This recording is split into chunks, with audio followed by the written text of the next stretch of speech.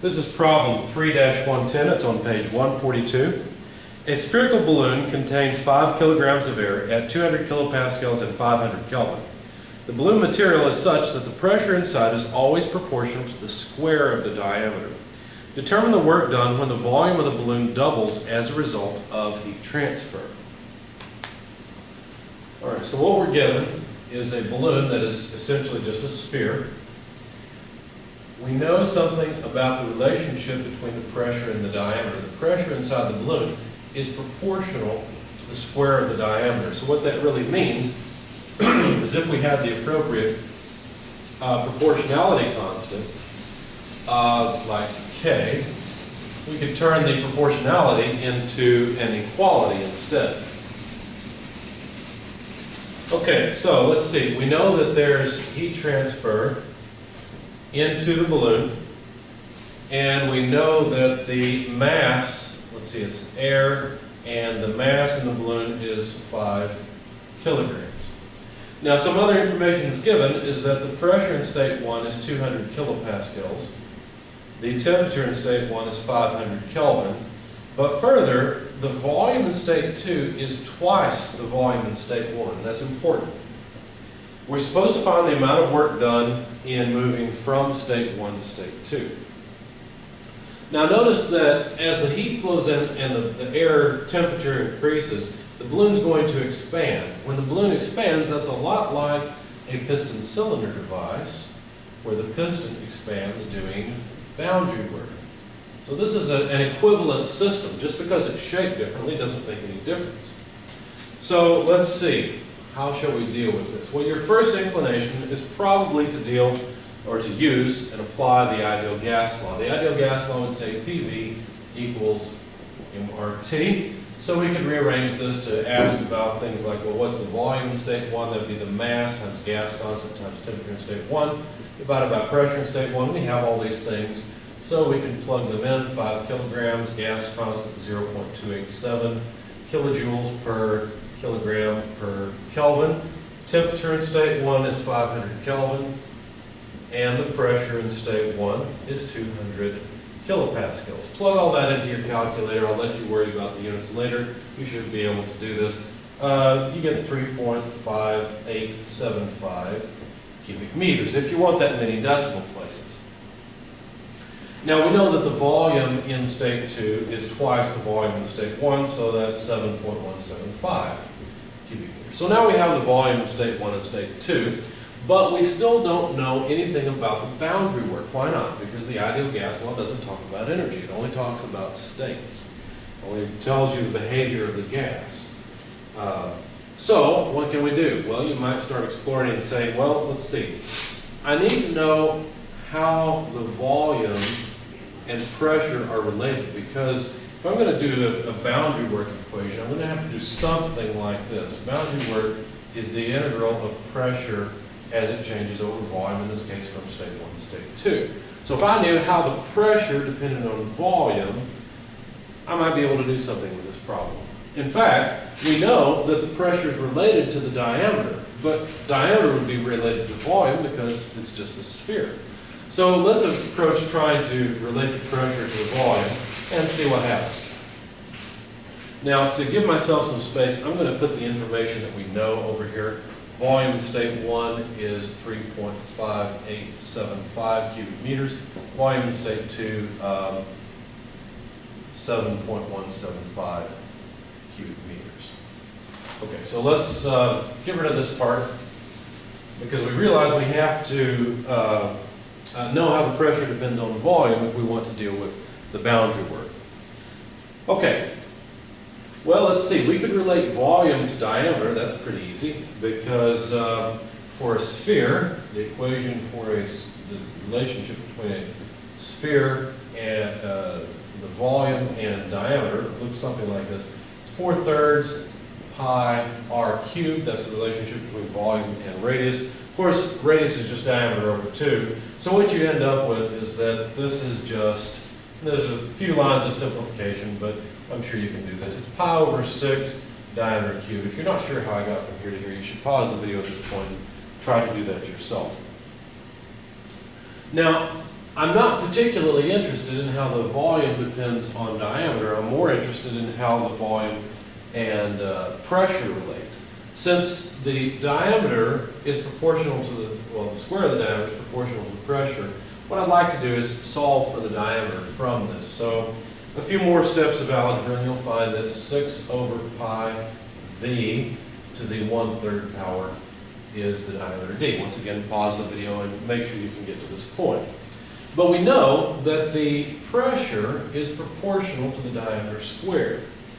And so what we would know is that the constant K, let's take it from here, the constant K would be equal to pressure divided by diameter squared. Now we know a little bit about this because notice we know the pressure in state 1, we know the volume in state 1, and so we should be able to get the diameter in state 1, plug those in, and that would give us the constant K, which would be nice to know. That might be useful. In fact, the pressure divided by diameter, if we plug in this term and square it, it would simply be 6 over pi v to the 2/3 power. Remember your rules of exponents to understand this. We just take this term and square it. Well, if you square something that already has power on it, you just multiply the two powers together. So it's 2/3 because it's squared times a third, so that's 2/3. Now this equation is true no matter what point we apply it to, but in order to compute K, I'm going to apply this to state 1. So P1 over 6 over pi V1 to the 2/3 should give me the constant K. So 200 kilopascals divided by 6 over pi. V1 is 3.5875 cubic meters to the 2/3 power. And what do we have? Well, we have approximately 55.4414. And I'm probably getting close to off the video, so let me write the units over here. They're kind of odd units. They are kilopascals per cubic meter to the 2/3 power, because notice we'll have kilopascals from the numerator, we'll have cubic meters to the 2/3 power in the denominator, but once again, rules of exponents show you that those 3's will cancel. So the K in this value, let me just write it over here to get it out of the way. K is 55.4414 kilopascals per square meter. So now we've got the value of K. Now we could go through, now that we know how pressure depends on volume, that's right here. We know the value of K. We could rearrange it if you wanted to. In fact, it's probably a good idea to go ahead and do that. Essentially, what we've shown is that the pressure P equals K to the 6 over, or times 6 over pi V to the 2/3 power. And of course, K is just a number now. What we want to do is either integrate this, because look, we could take this and we could plug it into boundary work equals the integral from state 1, P dV. We could plug this in for P, right? Because notice that really it's just V to the 2/3 and then there's a bunch of constants in front of it. We could go through the integration if we wanted to. Let me show you another way. We've actually already solved this problem. In fact, I've given you an equation that solves this problem. All we need to do is recognize this. We have to recognize what this equation is trying to tell us.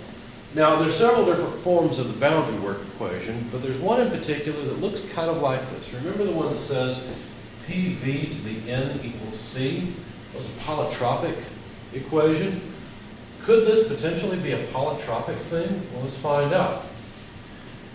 Like I said, we could expand this. This would be K 6 over pi to the 2/3, V to the 2/3, just breaking up the product there. And so then, couldn't we say that P times V to the negative 2/3 equals K 6 over pi to the 2/3, which itself is just a constant? And so isn't this just a polytropic equation where N is negative 2/3? Okay, that's all we've got here.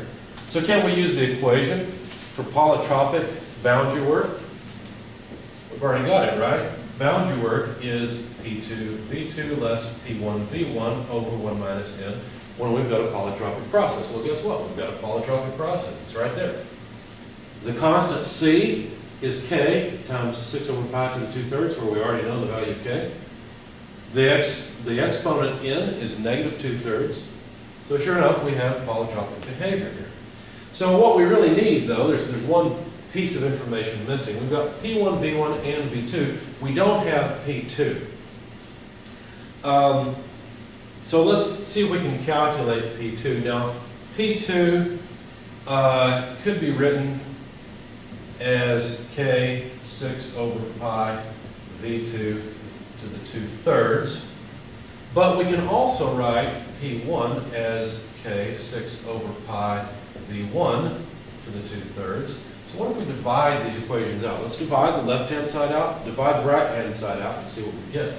Well, it would just be P2 over P1. And notice a bunch of the constants would just cancel. And then we'd have equals V2 over V1 to the 2/3 power. That makes it a lot easier for us to calculate the pressure in state 2, because really all we have to do is move P1 over here, right? Just move it like that. And now we've got the pressure in state 2. Anyway, I won't go through this, but if you plug in the numbers where V2 is just twice V1, so basically you just got 2 to the 2/3 times P1, you'll find that P2, let's put it over here, you'll find that P2 is 317.48 kilopascals. Of course, we could have just taken this and plugged it in for P2 right here, but I chose to calculate the numbers. So let's continue and calculate the boundary work and see what we get. So let's see. P2, 317.48 kilopascals multiplied by V2, 7.175 cubic meters, less 200 kilopascals, and I'm going to run out of space, so I'm not going to add the units here, times 3.5875 cubic meters, just a note there, divided by 1 minus n. Well, n, you have to be really careful. Notice n is negative 2/3. So we have to put negative 2/3 in for n, because that's the value of n. Plug all this in your calculator and you'll find that the boundary work is 936.25, and that is kilojoules, because notice a kilopascal times a cubic meter is a kilojoule, and that's about 936 kilojoules or so of boundary work. So there's the answer to our question.